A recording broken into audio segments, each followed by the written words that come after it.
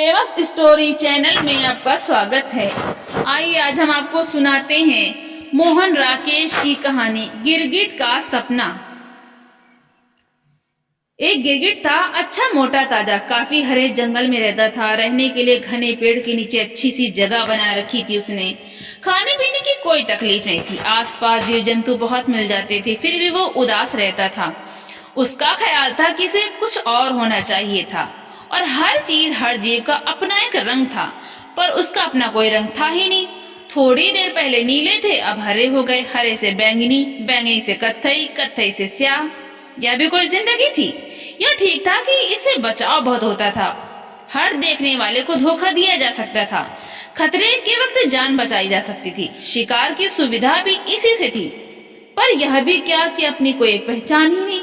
सुबह उठे तो कच्चे भुट्टे की तरह पीले, और रात को सोए तो भुने शकरकंद की तरह काले। हर 2 घंटे में खुद अपने लिए ही अजनबी।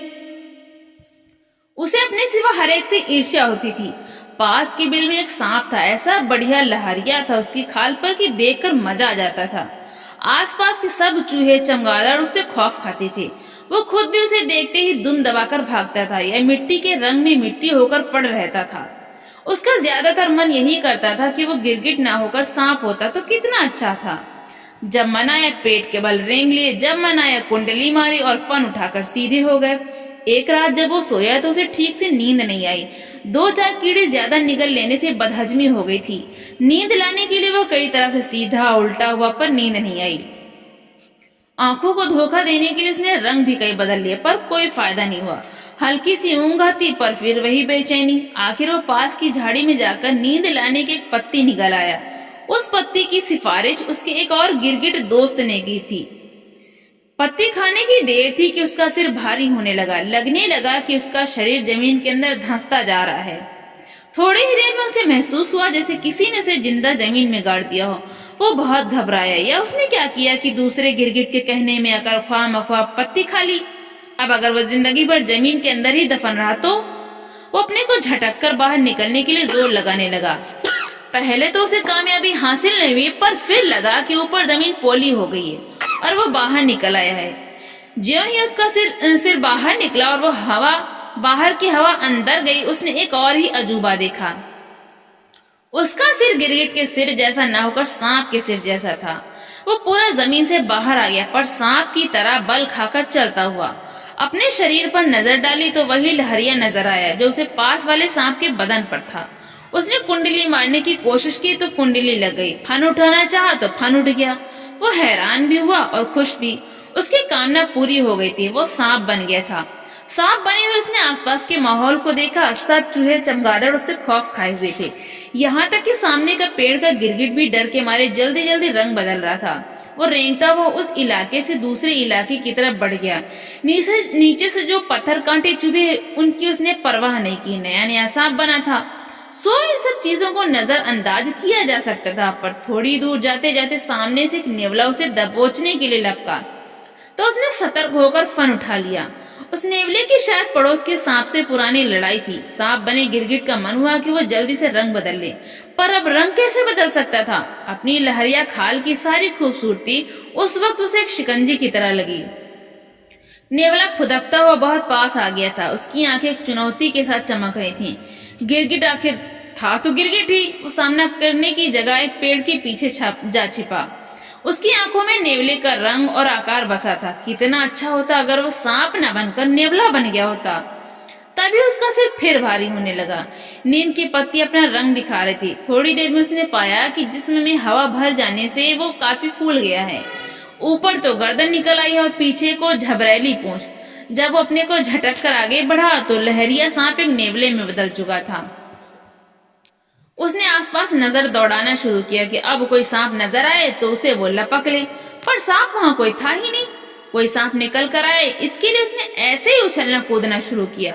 कभी झाड़ियों में जाता, कभी बाहर आता, कभी सिर से जमीन को खोदने की कोशिश करता। एक बार जब वो जोर से उछला तो पेड़ की टहनी पर टंग गया। टहनी का कांटा जिस्म में ऐसे गड़ गया कि अब न उछलते बने न नीचे आते। आखिर जब बहुत परेशान हो गया तो वो मनाने लगा कि क्यों उसने नेवला बनना चाहा। इससे तो अच्छा था कि पेड़ की टहनी बन गया होता। तब न रेंगने की जरूरत पड़ती न उछलने कूदने की, बस अपनी जगह उगे हैं और आराम से हवा में हिल रहे हैं। नींद का एक और झोंका आया और उसने पाया कि सचमुच अब वो नेवला नहीं रहा, पेड़ की टहनी बन गया है। उसका मन मस्ती से भर गया। नीचे की जमीन से उसे कोई वास्ता नहीं था। वो जिंदगी भर ऊपर ही ऊपर झूलता रह सकता था। उसे यह भी लगा जैसे उसके अंदर से कुछ पत्तियां फूटने वाली हों। उसने सोचा कि अगर उसमें फूल भी निकलेगा तो उसका क्या रंग होता और क्या वो अपनी मर्जी से फूल का रंग बदल सकेगा। पर तभी 2-3 कौवे उस पर आ बैठे। एक ने उस पर भीट कर दी, दूसरे ने उसे चोंच से कुरेदना शुरू किया। उसे बहुत तकलीफ हुई। उसे फिर अपनी गलती के लिए पश्चाताप हुआ। अगर वो टहनी की जगह कौवा बना होता तो कितना अच्छा था। जब चाहो जिस टहनी पर जा बैठो और जब चाहो हवा में उड़ान भरने लगो। अभी वह सोच ही रहा था कि कौवे उड़ खड़े हुए, पर उसने हैरान होकर देखा कि कौवों के साथ वो भी उसी तरह उड़ खड़ा हुआ है। अब जमीन के साथ साथ आसमान भी उसके नीचे था और वो ऊपर ऊपर उड़ा जा रहा था। उसके पंख बहुत चमकीले थे। जब चाहो उन्हें झपकाने लगो, जब चाहे सीधे कर लो। उसने आसमान में कई चक्कर लगाए और खूब कांय कांय की, पर तभी नजर पड़ी नीचे खड़े कुछ लड़कों पर, जो गुलेल हाथ में लिए उसे निशाना बना रहे थे। पास उड़ता हुआ एक कौवा निशाना बनकर नीचे गिर चुका था।